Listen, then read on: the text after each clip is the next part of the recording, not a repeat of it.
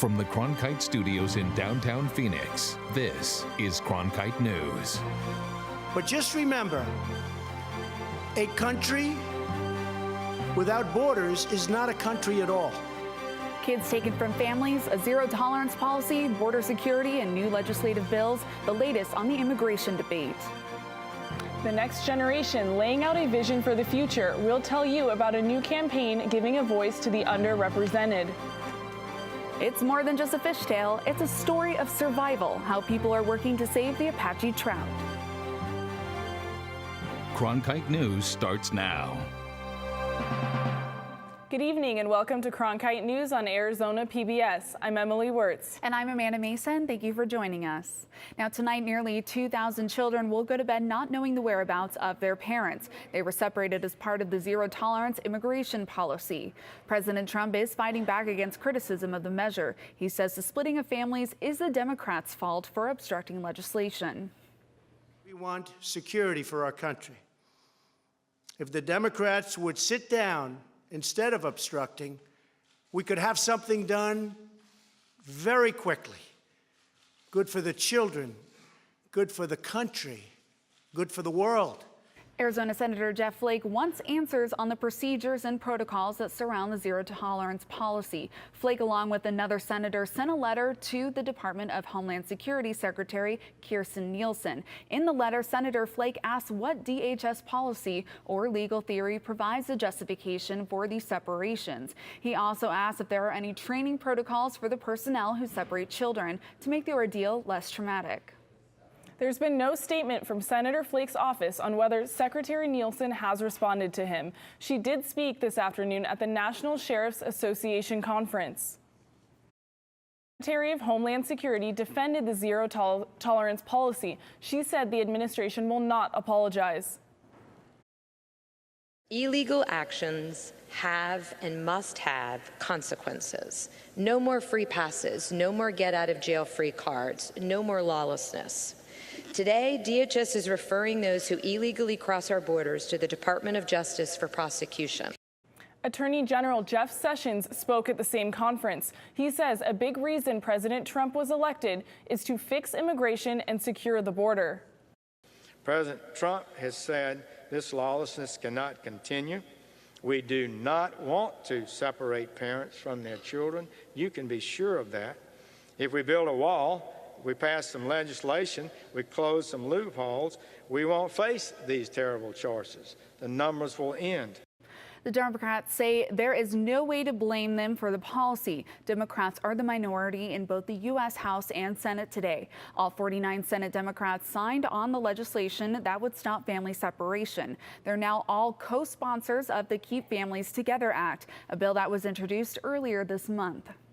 President Trump is meeting this week with Republicans as they get ready to vote on two separate immigration bills. The one getting the most attention right now is the Border Security and Immigration Act. The bill allots $25 billion for border security and the construction of a border wall. It would end the diversity visa lottery. It would also reportedly find a path to citizenship for DACA recipients and addresses family separation. Representatives Raul Grijalva, who represents Arizona's 3rd District, says he is rejecting both Republican immigration bills. 2 months ago, Governor Doug Ducey wrote an op-ed about the border.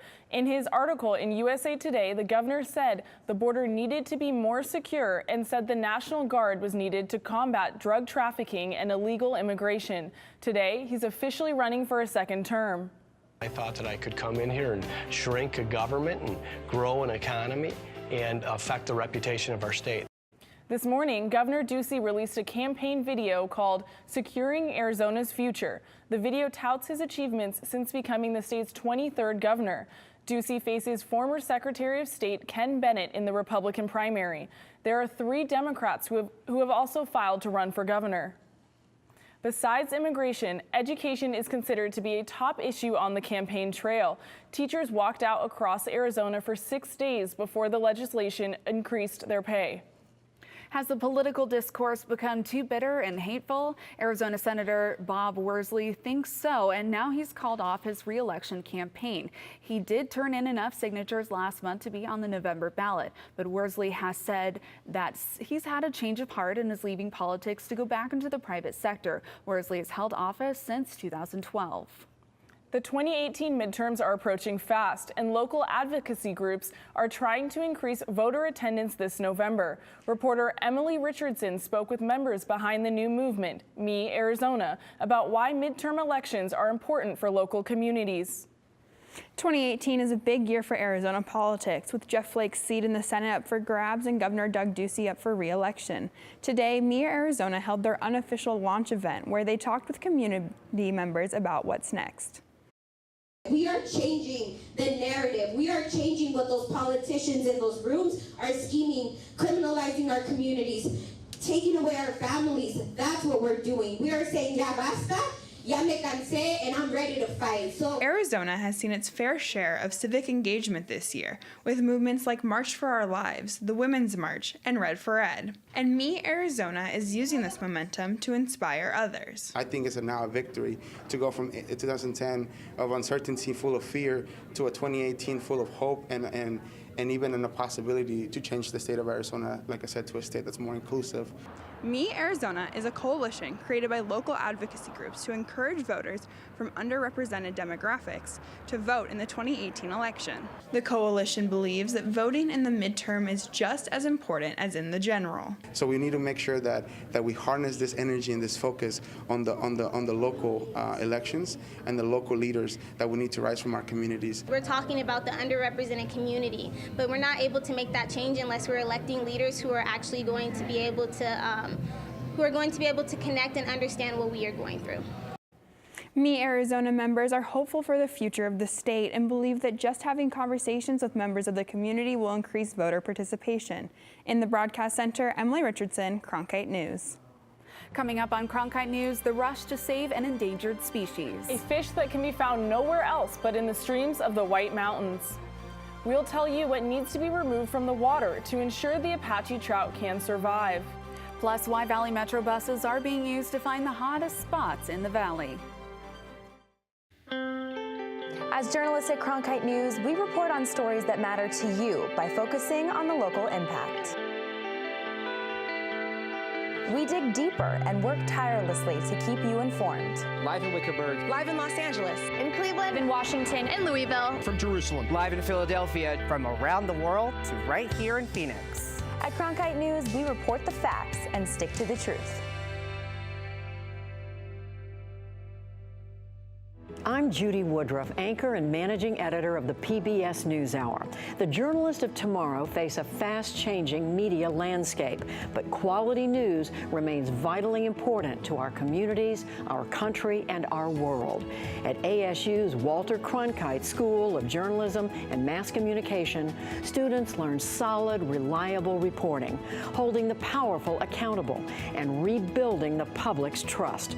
The Cronkite School and Arizona PBS, preparing the next generation for a stronger future of journalism.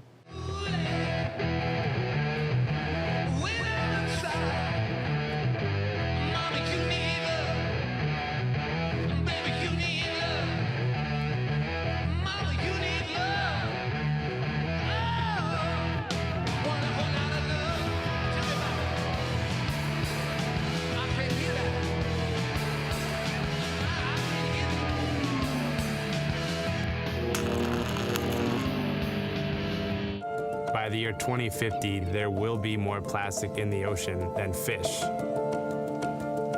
Before Professor Halden, I had an insane amount of passion, but I almost felt helpless because I didn't know how to use it.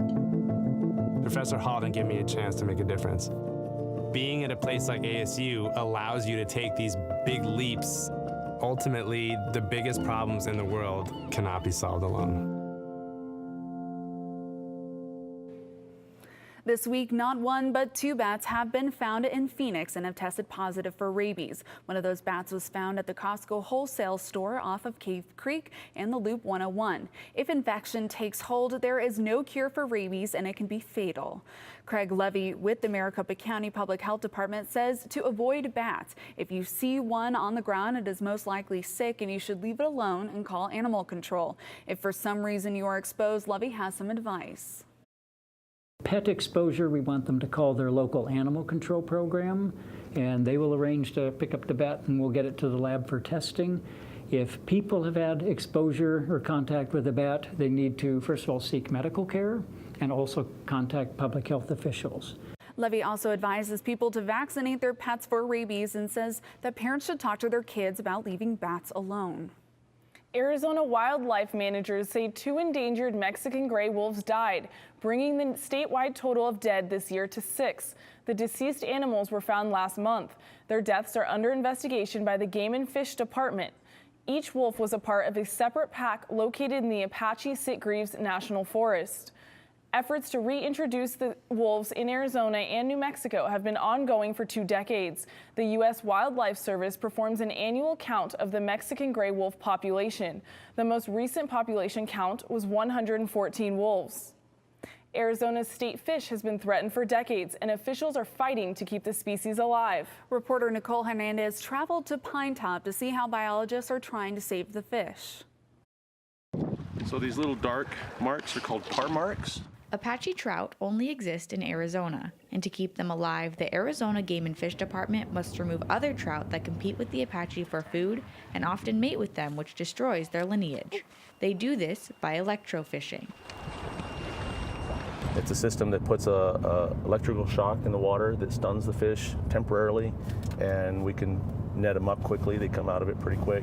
They often transport the fish to other streams. But sometimes they use rotenone, a type of poison, in certain sections of a river to kill the other fish and give the Apache trout a better chance at survival. We want to go into a stream, do it once, and then do it right, and get that Apache trout population established. Once they clear a stream of non-native fish, they restock it with Apache trout to start a fresh population. Right. However, poisoning fish has been controversial.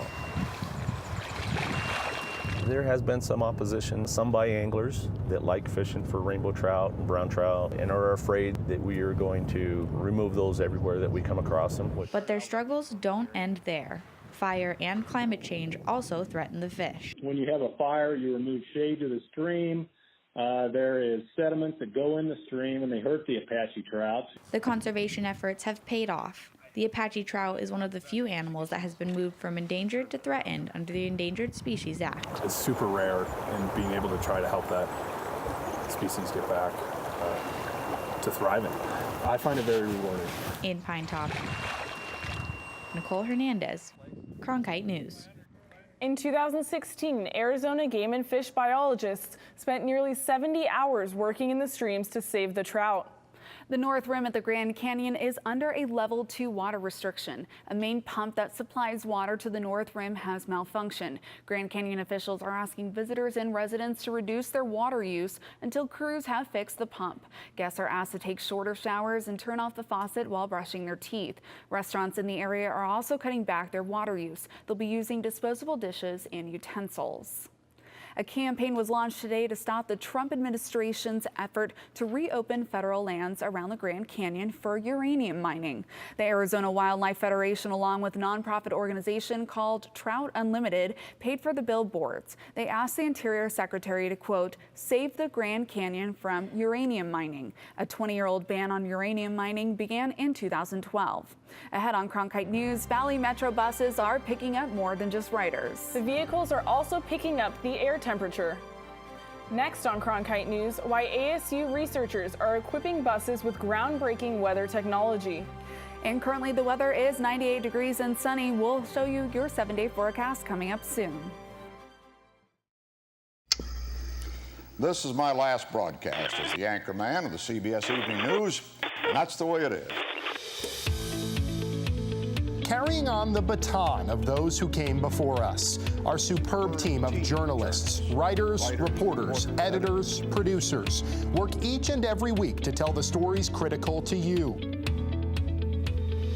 For Arizona news that matters, tune into Cronkite News weeknights at 5 on Arizona PBS. I'm Matt Berry, ESPN Sports Center anchor and graduate of ASU's Walter Cronkite School of Journalism and Mass Communication. With its bachelor's and master's degrees in sports journalism, the Cronkite School is preparing the next generation of sports journalists to tell stories that matter, stories that excite, inspire, and inform. Cronkite immerses students in covering sports at all levels in one of the country's top sports markets. It's this hands-on experience under the guidance of award-winning sports media veterans that shape the top journalists of tomorrow. Millions of people die every year from drinking dirty water. I would never have felt I had the ability to do something without ASU pushing me. We built filtration systems out of local materials with the people. To see those kids drink clean water for the first time, it's the most rewarding feeling that you can ever have. I went to ASU because I wanted to change the world. The thing I never would have expected is how the world would have changed me.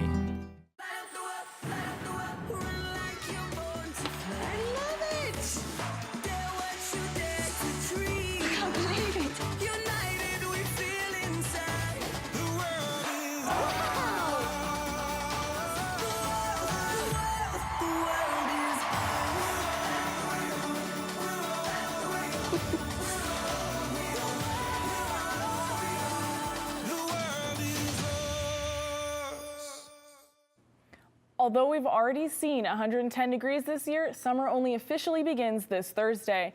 The June solstice marks the first day of summer for the Northern Hemisphere. It will be the longest day of the year. When you're riding the bus, you may not know that you could be helping the environment. I spoke with scientists from the ASU's Urban Climate Research Center about how they are using the bus system to combat heat in Phoenix. There are about 400 Valley Metro buses in the greater Phoenix area. 10 of them are equipped with a unique sensor that collects thermal data. The air temperature sensors created by Yannick Huizinga is designed to determine the impact of heat reduction efforts. If we plant 1 million trees, are we going to reduce the ambient air temperature in Phoenix by 1/10 of a degree Fahrenheit or 10 degrees Fahrenheit? We hope we can, by adding temperature sensors on buses, we can identify hotspots in Phoenix, so regions where we have exceptionally high temperatures inside Phoenix on a very local level.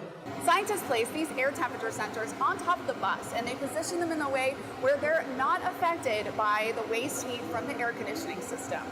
The battery-powered air temperature sensors, first installed on June 1st, have 2 openings on either side of the dome-shaped house. The openings move air through the sensors to get the most accurate readings. And as the buses move through the city, we get a pretty good signature of the temperature across the city or the humidity across the city. The bus routes cover South Phoenix to Scottsdale to Tempe to North Phoenix to see temperature readings in metro areas to more rural farmland. So we're very interested in giving back to the environment as much as we can. So the buses in particular run on compressed natural gas or liquid natural gas. So this is just another step in helping find out as much as we can about our local environment. With the partnership of Valley Metro, David Saylor hopes to expand the project. We want to have a nationwide, online resource for cities that allow you to see in real time what is the thermal environment across those cities, and we want to be able to archive those data. Well, we hope that you had a wonderful, cool weekend, but now it's going to get a little hot. 98 degrees and sunny with a calm wind of around 70 miles per hour. But let's take a look at our valley right now. Again, 98, 99 in Glendale, Scottsdale 95. We're still in the 90s, but it's going to get a little hotter. Now, our high is a possible of 100 degrees with a low of 76. But what's really interesting when you look at this almanac record here is that the low in 1921 was 54 and the high was 115. So we're doing pretty good right now with a high of 100 today. But looking across, you can still see that 90s Flagstaff up there, 75, they're doing pretty well. But let's look at our 7-day forecast. Right now you can see 101, 108. It's going to continue to get hot. So what was cooling us this weekend is no longer there. And as you can see, the sun is pretty unforgiving. There's no clouds. It's just bright sun. In the Weather Center, Amanda Mason. Ahead on Cronkite News, a national competition showing students the value of chemistry and STEM programs. A junior high kid from Arizona competes in the You Be a Chemist National Challenge. I like working for Cronkite News because it gives us the opportunity to find a different angle on the same stories that every other news outlet is covering across Arizona. As students, we have the opportunity to cover issues in all across the state of Arizona. It gives me a good chance to sharpen my skills, improve my skills, learn the techniques in a newsroom and in the programs and teamwork and technology, getting me prepared for the real world. And at the same time, I think we do a great job, make some great stories, do great journalism for the city of Phoenix and state of Arizona. I'm Ted Simons, host and managing editor of Arizona Horizon. Join us each weekday at 5:30 and 10 as we bring you the top newsmakers who impact the state. We cover the stories in depth that shape and affect our local communities, and we take the time to ensure that all voices are equally heard. For more than 30 years, Arizona Horizon has been your voice and your source for what matters most, right here on Arizona PBS. If you're looking for one show that tells you what happened that day in the world of business, it's NBR. We saw a classic shipwreck. Nordstrom's opening stores. Triple-digit gains. Crude climbs. We're there to help our audience find new investment ideas. The market still has room to go up. Nightly Business Report is the longest-running business television program in history. Weeknights at 10:30 on Arizona PBS.